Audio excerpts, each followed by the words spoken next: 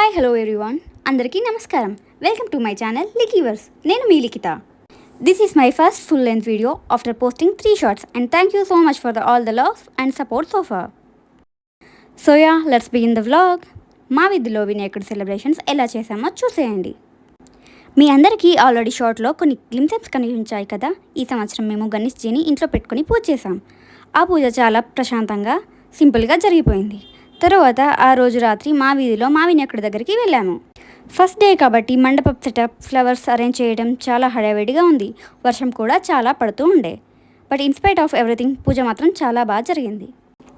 Next few డేస్లో కొన్ని clips miss అయ్యాయి. యాక్చువల్లీ పూజ అండ్ డెకరేషన్లో ఇన్వాల్వ్ అయ్యాము అండ్ రికార్డ్ చేయడం మర్చిపోయాం. బట్ ఈ డేస్లో కూడా పూజ చాలా ట్రెడిషనల్ అండ్ హ్యాపీగా జరిగింది.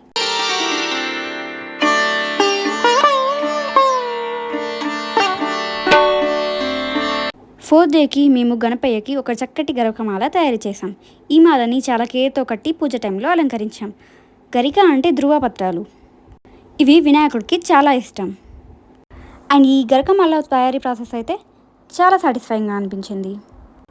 తర్వాత హారతి ఇచ్చి ప్రసాదం డిస్ట్రిబ్యూట్ చేసి అలా మనస్ఫూర్తిగా పూజ జరుపుకున్నాం.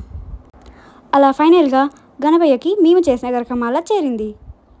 చాలా అందంగా కనిపించింది. 5వ రోజు మేము వినాయకుడికి ఒక ప్రత్యేకమైన 108 ఉండ్రాలతో ఉండ్రాలమాల తయారు చేసాం. రైస్ ఫ్లోర్తో చిన్న సైజులో 108 ఉండ్రాలు ప్రిపేర్ చేసి చాలా ఓపికగా ఒక్కొక్కటి అలానే థ్రెడ్కి గుచ్చి మాల తయారు చేయడం స్టార్ట్ చేసాం. కాస్త కష్టంగా అనిపించినా చాలా ఇష్టంగా కట్టి మళ్ళీ ఆ మాలని గణపయ్యకి అలంకరించాం. అలా వినాయకుడిపై ఉండ్రాలమాల చాలా చక్కగా కనిపించింది. ఉండ్రాలు గణపయ్యకి ఎంత ఇష్టమో మేము తయారు చేసినప్పుడు కూడా అంతే భక్తిగా చేశాం. తరువాత స్వామివారికి ప్రసాదం పెట్టి పూజ చక్కగా జరుపుకున్నాం. 6వ రోజు వినాయకుడికి నిమ్మకాయ పులిహోర ప్రసాదంగా తయారు చేశాం. Fresh lemons, green chillies, mustard seeds and కరివేపాకుతో టేస్టీ లెమన్ పులిహోర రెడీ చేశాం. పులిహోరతో పాటు పత్రాలు మరియు పుష్పాలు కూడా అర్పించాం స్వామివారికి. మాకు తెలిసిన పత్రాలు మారేడు, జిల్లేడు, వేప, గరిక ఇలా కొన్ని పత్రాలు తీసుకొచ్చి జాగ్రత్తగా శుభ్రపరిచి వినాయకుడికి భక్తితో సమర్పించాం. పుష్పాల్లో మాందారం, గన్నేరు, నందివద్రం లాంటి పుష్పాలు తీసుకొచ్చి స్వామివారిని అందంగా అలంకరించాం. 7వ రోజు స్వామివారికి బెల్లం అన్నం ప్రసాదంగా సిద్ధం చేశాం. టేస్టీ స్వీట్ జాజరీ రైస్ లాగా తయారు చేశాం. స్వామివారికి నైవేద్యం పెట్టే ముందు బెల్లం అన్నంపై ఒక చిన్న స్పూన్ నెయ్యి వేశాం. ఆ వాసన, ఆ డివైన్ ఫీల్తో ఒక హోమ్లీ ఫీలింగ్ అనిపించింది. ఈరోజు పూజా విధానం కూడా చాలా భక్తితో ప్రశాంతంగా జరిగింది. ఆ రోజు సాయంత్రం ప్రసాదంగా సొండలు బొబ్బర్లు నానబెట్టి తాలింపు వేసి ప్రసాదంగా తయారు చేశాం. 8వ రోజు ముందుగా స్వామివారి పూజ జరిగింది. ఆ తరువాత అన్నప్రసాద కార్యక్రమం జరిగింది. అక్కడికి వచ్చిన భక్తులందరూ భోజనం చేసి వెళ్ళారు.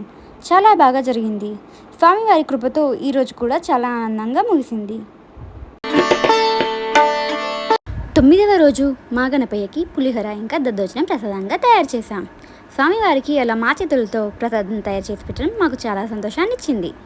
భక్తులందరూ మా ప్రసాదాన్ని చాలా ఇష్టంగా తినడం మాకు మరింత తృప్తిని ఇచ్చింది. ఈరోజు కూడా మా స్వామివారి పూజ చాలా బాగా జరిగింది. చాలా దివ్యంగా, సంతోషంగా జరిగింది. 10వ రోజు రానే వచ్చింది. ఈరోజు వినాయకుడి నిమజ్జనం కూడా.